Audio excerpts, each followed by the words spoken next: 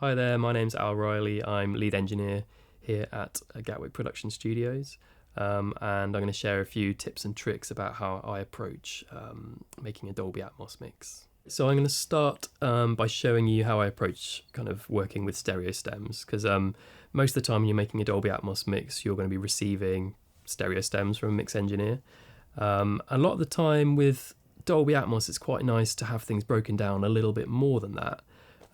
But mix engineers are used to providing the same set of stereo stems they have done for years. So I'm just going to show you one trick I use to kind of get more kind of versatility from your stems. So let's take a look at that. Okay, so I'm going to use this track called All Alone by Amsterdam duo Weval to demonstrate how I work with stems for Dolby Atmos mixes. So I'll give you a little burst of the song. This is the Atmos mix that I've done.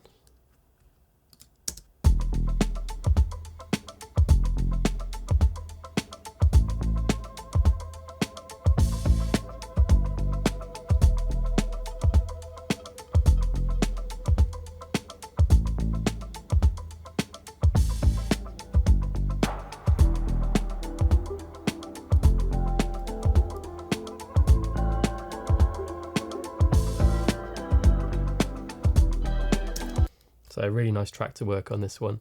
And probably worth pointing out that you're listening to the stereo re-render of this. So I'll be talking about Atmos techniques, but just in terms of the actual audio itself that you'll be hearing, it's the stereo re-render directly from the Dolby Atmos renderer.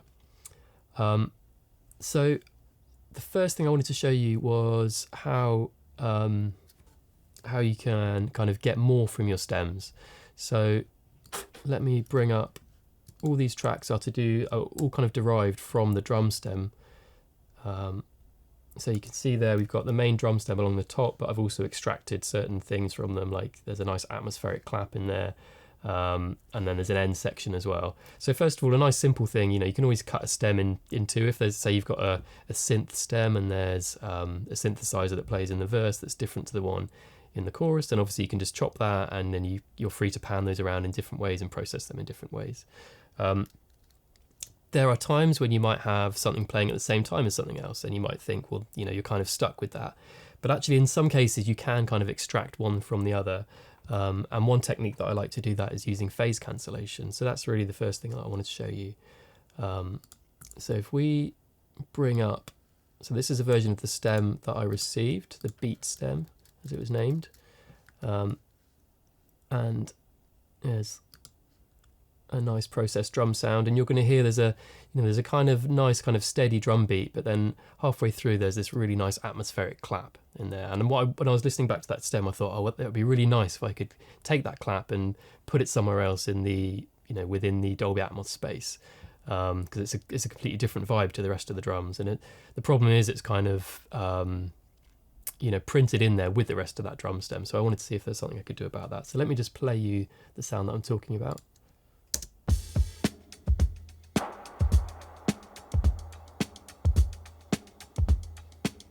So that nice clap sound with all the reverb there. And what we can do here is use phase cancellation to isolate that as much as possible, and then that should give us access to that, and we can move that around independently of the rest of the drums. So I'll show you the way that I achieve that on this mix. So here's the drum stem itself.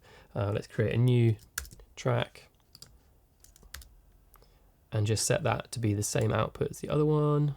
I'm using a bed bus here. And I'm going to copy the audio from the drum stem and just paste that underneath. And let's rename that beat invert. So this is going to be a phase inverted or phase reversed version of that drum stem. So I'm just going to use a plugin to do that. And then just click the phase reverse button.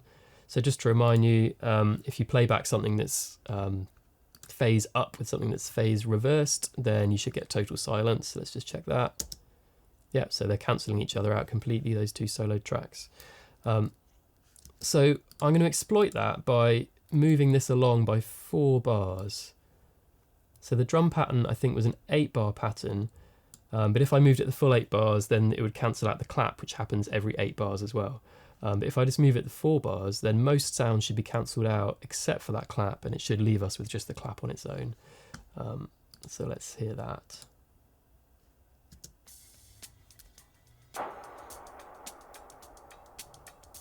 So you can hear a very faint version of the beat in there, but we've pretty much reduced it enough that within the mix, that's just going to be the sound of the clap. So the next thing I did was just record that out, and you can see down here on this track called Clap Isolated, I've just copied that over every single time the clap plays. Then the one other thing you then would have to do is paste over in the original stem so you don't have 2 copies of that clap. So I've just kind of copied over the necessary bars of audio to make sure you're not having the clap kind of happening twice. So there's a little bit of kind of care and attention needed to happen in the arrangement, but that's given me independent control of the main drum sound and the clap. And then I've been able to do things like pan the clap to the back, or just put it in a much more kind of Atmos space as a sort of surround sound kind of thing, whilst mostly keeping the main drum beat on the front wall, which makes it, much more of a kind of immersive presentation of the track.